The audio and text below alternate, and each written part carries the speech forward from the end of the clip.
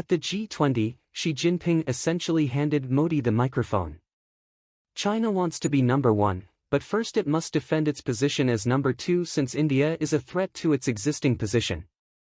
However, without Russia, China is now just a sideshow.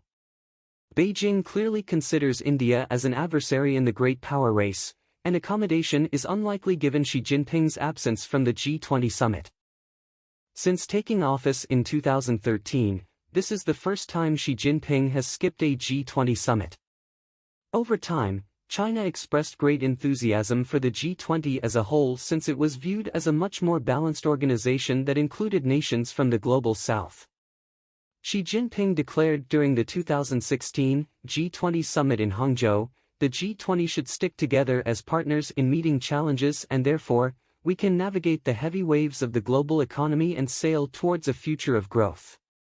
Now, Xi's absence from the G20, which will start on Saturday, implies Beijing is prepared to take certain measures to maintain its position above India in the regional and global food chain. Beijing's plans, as competition with the US grows in many areas, from business to security, China will make its diplomacy much more binary.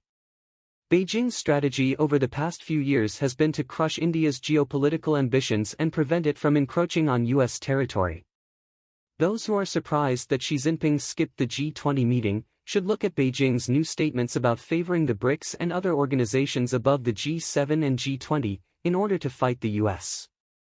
It is now taken seriously by China as a tool for policy, rather than merely a theoretical idea. Beijing had begun teasing that it would support BRICS over G20 and G7 in authoritative statements. India's approach to the US has been labeled a strategic misjudgment by a Chinese analyst.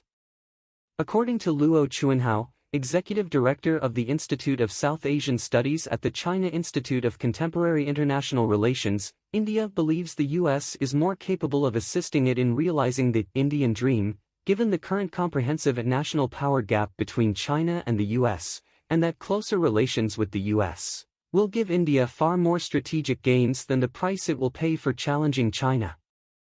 Xi Jinping may have made the decision to skip the summit after all, but for New Delhi, something much more important was at stake.